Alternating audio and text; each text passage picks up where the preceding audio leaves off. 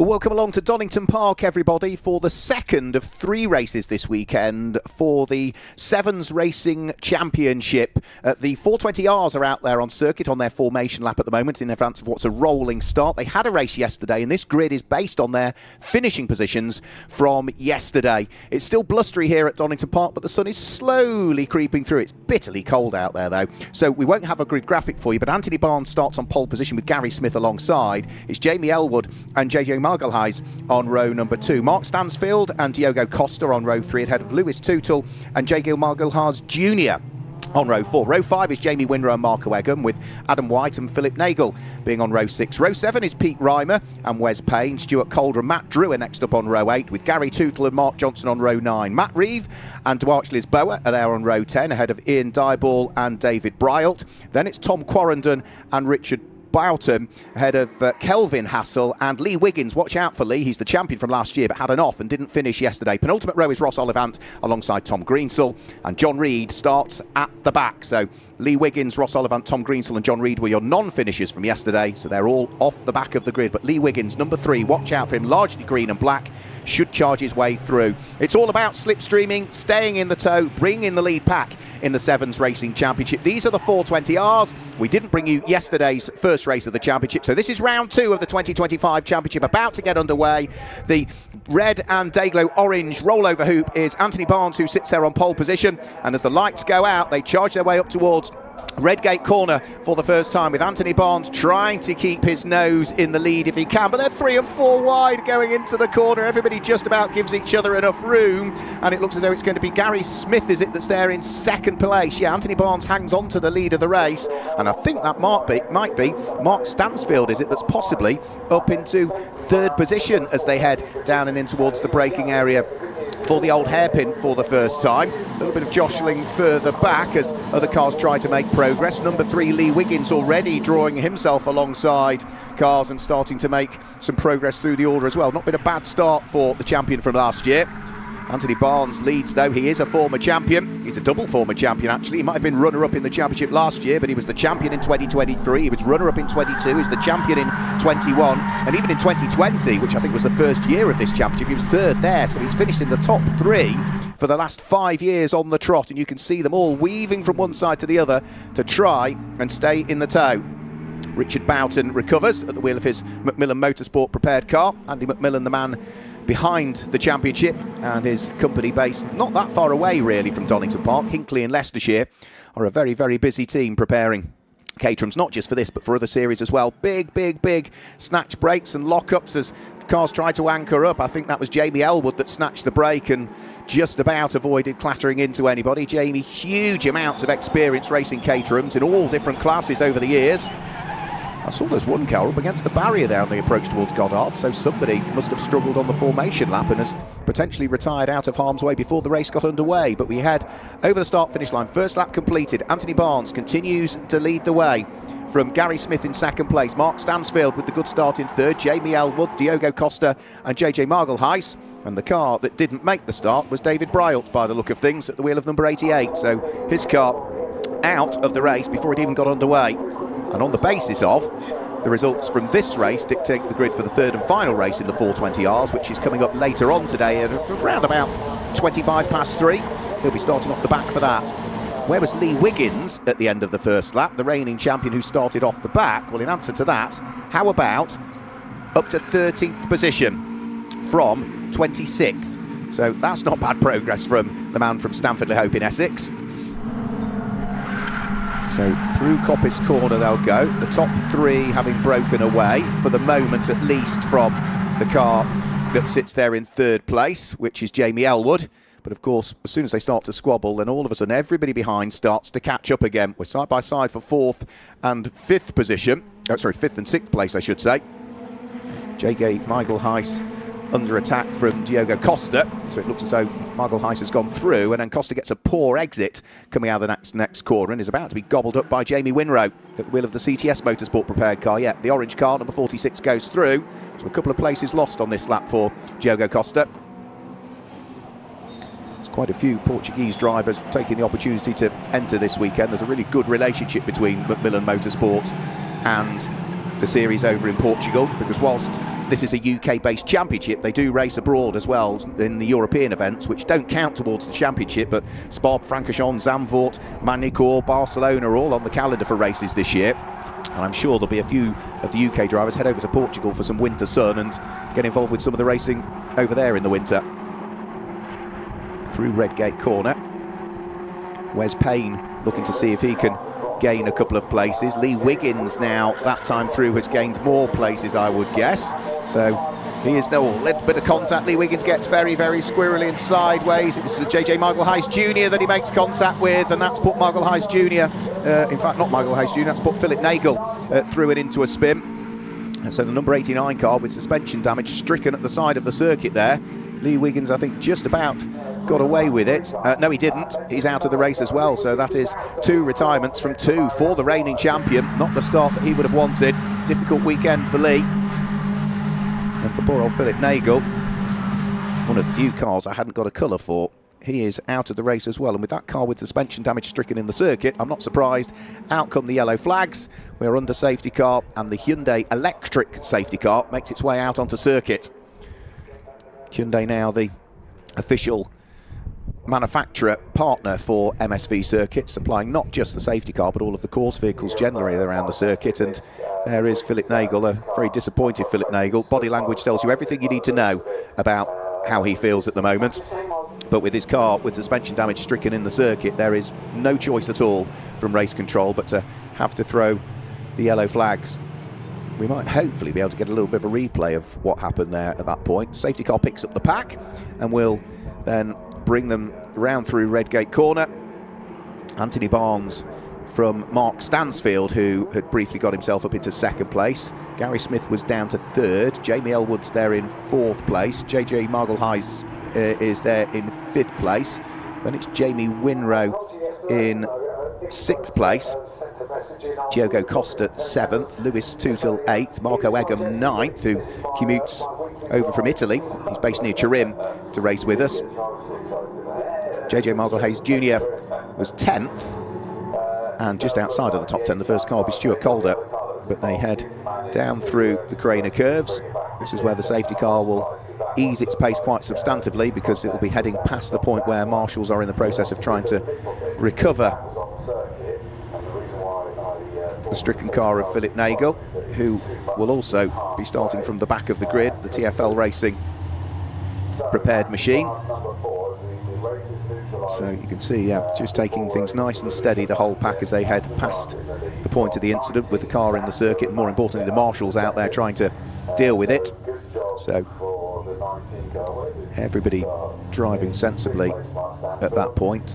And there you can see our fantastic marshals and the telehandler ready to scoop up the number 89 car and move it out of harm's way. Now, I suspect what they might do is lift it up and place it against the wall on the inside of the old hairpin, so it's fully out of harm's way then, but then the telehandler still then has to cross the track to get back to its point so that it can head behind the little snatch gap in the wall that exists just after Starkey's Bridge is usually where it bases itself, or just on the approach into the old hairpin there's another snatch gap there.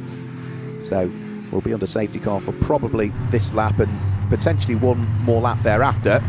And of course the clock just continues to tick whilst all of this goes on, so the order won't change. In terms of the championship, well, it's 50 points for a win in the race. It's 47 for 2nd, it's 45 for 3rd, and so on. It diminishes by a single point for every position thereafter. There's Philip Nagel chatting to Lee Wiggins, the two of them having a conversation. Lee just about to sit down on the tyre wall, and clearly disappointment for both, but they're chatting away and there's smiles on both faces. And in Caterham racing, that's just one of those things, unfortunately. And there's also an extra point for fastest lap. There's also points for qualifying as well, so not qualifying for the grid for this one because it's based on the finishing results from the previous one, but the qualifying session that took place yesterday, it's going to be 3 points for pole, 2 for 2nd and 1 for 3rd. So having looked at what happened in yesterday's race, I think that's going to put Anthony Barnes certainly in the lead of the championship, albeit hugely early stages to it. You think there's 50 points for a win and there's 12 races. There's a lot of championship points up for grabs. Lee Wiggins, for instance, retiree from yesterday's race, retiree from this race, accumulated 385 points in the championship last year. He didn't do every round. I don't think he did the Silverstone round in the middle of the year. So on the basis of that, you drop your worst 2 scores, and Lee Wiggins accumulated 385, and his final score after the drops were taken into the count was 385, whereas Anthony Barnes, who leads this race and was runner-up in the championship, Anthony scored in every single round and scored really well in every round last year. So he accumulated 469 points. So nearly 90 points more than Lee Wiggins, but he dropped a huge amount of points because he dropped his worst 2 scores. So he ended up on 383 and lost out on the championship on dropped scores in reality by just 2 championship points in the end, the way it worked. So whilst these are the 420s under safety car, we will be bringing you also the live stream of the 310Rs and 270Rs. They also have 2 races today. First race today of 2 will be taking place at around about 11:50, so well worth tuning in to pick up all the action from what is largely a 310R grid. There's half a dozen or so 270Rs amongst them this weekend. So hopefully this will be the last lap behind the safety car. I can hear the telehandler and its reversing beeper in the background, so it is, I think, now just about to make sure that Philip Nagel's car is totally out of the way. The pack's still slowing down quite a lot though as they head past the point of the incident, which does suggest work is still going on. And all of this is just eating into the amount of time available. I've been to the circuit before, so I hadn't had the laps during, and what I did was you go out behind the pace car. Donington Park circuit really does look superbly well prepared. It looks as though there's a little bit of fluid that was put down. I would imagine probably a whole radiator because of the damage to the front of Philip Nagel's car, so the marshal's just dealing with that. And now that the pack has passed them, the final little bit of sweeping up will be done. They'll need to quickly hop back across the gravel trap and to the relative safety of their individual marshals' points. And then once the post chief there is radioed back to say that everybody is back behind the wall, race control will assess where the safety car is, and if needs be, communicate with the safety car to say, right, lights extinguished, and once those lights go out, we know we're racing next time. And I think we will be back racing at the end of this lap. Safety car has eased its pace, and it's usually just as it comes onto the Melbourne loop after the Fogarty S's where the lights will go out on the Hyundai safety car. So lots of weaving being done to try and maintain temperature in the Control Toyo R888 R treaded tyres that all of these cars run. In terms of weight, well, the 420Rs, including the driver and all equipment, just going to show how light they are, 635 kilos, that's all they weigh. So the power to weight ratio is pretty impressive, to say the least, from these cars. So lights still remain on the safety car, which is slightly worrying that we're not going to go green at the end of this lap. But the one thing we do need to make sure is that all of the course vehicles are back where they need to be. All of the marshals are back behind the wall, and only then is it safe to go racing. So I think we might have one further lap behind the safety car, but it should be a quicker lap behind the safety car this time through, because largely I think everything is now done and dusted. The last safety car lap took about 3 minutes and 20 seconds, something like that. This next one I suspect will be much, much quicker than that. And even as the cars at the front of the queue go over the start-finish line now, I think it'll be a much, much quicker lap. Let's have a quick look back at exactly what happened then that brought about this safety car period. So keep an eye on the number 3 car. It's heading down in towards a crane of curves. JJ Margelheis is there ahead. There was a little bit of contact between himself and Lee Wiggins, and then Lee Wiggins couldn't quite get the car back under his spell, got sideways across the circuit, and poor old Philip Nagel was, you know, the innocent party there, really. He was just in the wrong place at the wrong time. But that all started with Lee Wiggins trying to gain another place on JJ Margelheis. The initial contact allowed Lee Wiggins to get a little bit sideways. And even with all of Lee's experience, hugely experienced racing Caterhams for a good number of years, I'm afraid there he is, arms folded, and a rather frustrated spectator for the next 7 or so minutes in this one. So safety car will be heading in towards the pit lane at the end of this lap, I would have thought. The lights will still be on the safety car at the moment. They'll only get extinguished when it heads onto the Melbourne loop. But the pace of the safety car on this lap relative to the previous laps that we've seen surely means we're going to go racing, and with probably 5 3/4 minutes to go, maybe 5.5 minutes to go, something like that. We should be able to squeeze out 3 if not 4 laps out of this one. So onto the Grand Prix loop go the cars. And yep, lights are out on the safety car, so we will be going back racing at the end of this one. So the one thing that nobody has been able to do, of course, with the safety car period is break away. So everybody's back in the train, everybody's back in the tow and the slipstream of the car ahead, which is exactly what you want in Caterham racing, which means that it could well be, as is often the case in Caterham's and the 7 Racing Series, the Macmillan 7 Racing Series, the sprint to the line that might decide it. So Anthony Barnes has decided to get going already, so he left a gap between himself and the safety car to accelerate into, and that has been, for the Team Parker Racing entered machine, a brilliant restart, I would say, for the double former champion in the 7th Racing UK Championship. Just look at the gap already between himself and Mark Stansfield in 2nd place, who has now got Gary Smith queuing up behind him. Gary Smith has got the light blue car, which will be Jamie Elwood, not that far away, as they head into the braking area for Redgate Corner. JJ Margle-Hayes is next up, ahead of what will be Jamie Winrow. And the rest of the field all just working their way through. But Anthony Barnes, perfect restart from him. He was 1.1 seconds ahead of people when he came over the start-finish line, which is almost allowing him to not have a car sitting in his slipstream, I would have thought. About 1 second would be my guess, is where you would pick up the slipstream in these cars. And 1.1 is very much where he needs to be.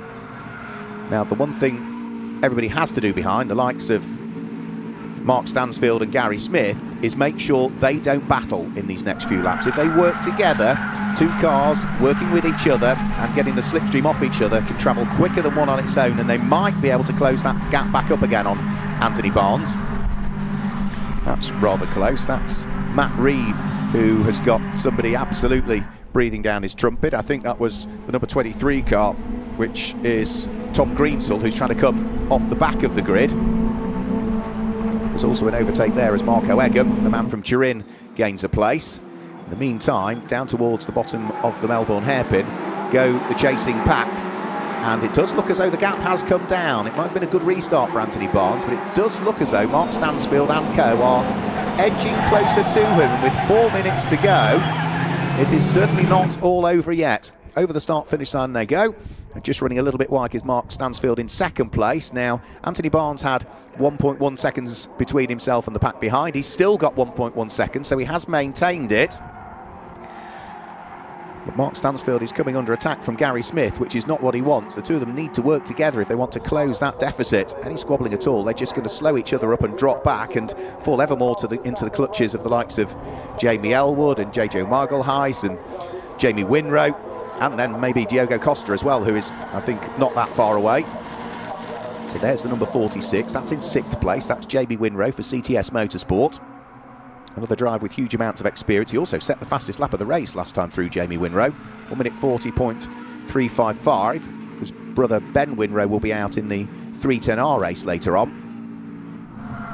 Up towards Coppice Corner, the squeal of the Toyo tyres telling you how hard everybody's trying. The silver in the Dayglow car, number 61, is JJ Margle-Hayes, who's been racing for a good number of years now. First started racing, JJ, back in 1989 in the Toyota Starlet series that existed out in Portugal at the time, but he's done a bit of European Clio racing and other things as well. And he's putting Jamie Elwood, a multiple Caterham champion, under pressure here. He's on the wrong side, though, heading in towards the Melbourne hairpin. However, Mark Stansfield might also lose a place because he almost had Gary Smith come up the correct side going into the old hairpin. Margle-Hayes is still under pressure. Jamie Winrow is still asking a few questions of him, but JJ's got the car positioned so he can have the inside line to the left-hander at Goddard's, as they now head on to what will be their penultimate lap this time through. And off and into the gravel has gone John Reed. Should be able to recover. That was down at the old hairpin. At the Melbourne hairpin, I should say. Now, JJ Margle-Hayes still keeping Jamie Winrow at bay, and now they're starting to squabble. Look how close then that's almost sort of light grey car of Diogo Costa has got towards them. So it's 3 cars now fighting over what will be 5th, 6th and 7th places as they tumble down through the Craner curves on what is lap number 9 this time through. At the front of the field, Anthony Barnes has managed to stabilise the gap still. 1.1 seconds, still remains roughly where it is. So That's all down to that fantastic restart from him, that nobody's been able to get anywhere close enough to him. And with just, a lap and a half to go, he just needs to make sure that he doesn't put a wheel wrong. And that is exactly what he's done so far. Mark Stansfield still in second place. Gary Smith in the number 20 car still there in third place, not that far away. Gary Smith will pick up a bit of a tow again as they head along the exhibition straight. Looks as though we might also potentially have a change this time through, because Jamie Winrow's got up the inside of JJ Margle-Hayes, who chops across the nose in the number 46 car and keeps him exactly where he wants him to be. Couldn't quite get the job done there, Jamie Winrow. And now, by the look of things, Mark Stansfield back under attack again for second place from Gary Smith, who tries a wider line in towards the Melbourne hairpin this time through. See if he can cut back on the exit, but that's not quite going to work. They'll still be nose to tail as they head in towards the braking area for Goddard's corner. We have now had that change as well, haven't we? So JJ Margle-Hayes has lost out to fifth place. The orange number 46 car of Jamie Winrow's gone through. And now Mark Stansfield for second place, back under attack from Gary Smith. So all bets are off now. This is the last lap. The clock will be at 0 next time they go through. And Gary Smith's going to try around the outside at Redgate Corner. Runs a little bit wide, but if he can keep the momentum onto the top of Hollywood, he might just about do it. But no, Mark Stansfield just manages to squeeze himself back ahead of the car of Gary Smith, the number 20 machine. So the two of those nose to tail down through the old hairpin. Gary Smith probably apexes the old hairpin a little bit better than Mark Stansfield, who didn't make a hash of it by any stretch of the imagination, but just didn't quite hook up the apex quite as well as the car behind. But he's still just about got his nose ahead as they head through McLean's corner for the final time. The clock is at 0. Checkered flag will be coming out at the end of this lap. Anthony Barnes, yesterday's race winner, potentially on for the double, because he's still got almost a second between himself and the squabbling pair behind. And the squabble is only going to intensify between those two as they head through the Fogarty S's, the Melbourne hairpin and Goddard's this time through. Again, Mark Stansfield just positioning the car in the middle of the circuit. So Gary Smith then heads back to the right-hand side of the circuit, takes as wide a line into the Fogarty S's as he can to try and build momentum on the exit of it. They head down in towards the Melbourne hairpin for the final time, so Mark Stansfield makes sure he covers off the inside line. If Gary Smith wants it, he's going to have to try the long way round at the Melbourne hairpin. They both make a small mistake. Mark Stansfield, squeal of tyres, drifted a little bit wide. Gary Smith didn't get the entry or the exit to the corner that he wanted, and now he's under pressure for third place, because he's got Jamie Elwood right with him. The clock is at 0, the checkered flag is coming out, and round 2 of the Macmillan 7 Racing UK Championship is won by Anthony Barnes from Mark Stansfield in second place. It was Gary Smith in third, out of Jamie Elwood in fourth, Jamie Winrow fifth, JJ Margle-Hayes completes the top 6, Diego Costa was 7th, Lewis Tootle, Marco Egham and Stuart Calder wrap up the top 10. Then it's Margle-Hayes Jr. that was in 11th place, and 12th place was Wes Payne, just looking through the cars as they come over the start-finish line.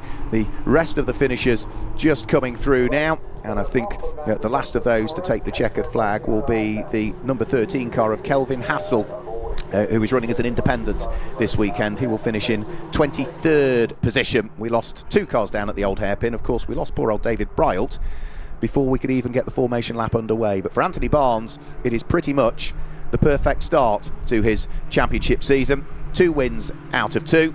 He might not have got the fastest lap in that race or yesterday's race either, but he'll be more than pleased that that adds to the tally. Anthony Barnes, just to confirm the results, claims the win from Mark Stansfield in second place, and Gary Smith will complete the podium. Jamie Elwood was in 4th place, ahead of Jamie Winrow in 5th, and JJ Margle-Hayes was there in 6th place. Diego Costa, Lewis Tootle, Marco Egham and Stuart Calder complete the top 10. Then as we head outside of the top 10, Diego Margle-Hayes Jr. was there in 11th place. 12th place was Wes Payne.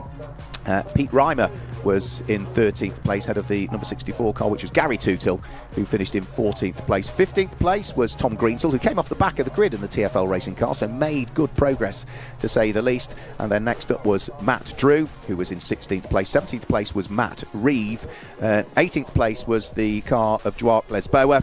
19th place was the number 28 car that was there in 19th position, which was Mark Johnson. And completing the top 20 was Ian Dybel. So that gives you the top 20 for that one, and you can see the rest of the finishes just outside of the top 20, including those 3 cars that did not make the finish: Lee Wiggins, Philip Nabel and David Bryalt, respectively. Ben Winrow set the fastest lap, and we'll do it all again later on. That was the 420Rs. We will see the 420Rs back out later on this afternoon at around about 3, but we've also got the 310s to bring you as well, their second round of the championship, and that's coming up for you at around about 11:50. So from Donington Park and the Sevens Racing UK Championship, thanks for joining us. We'll see you later on today. Goodbye.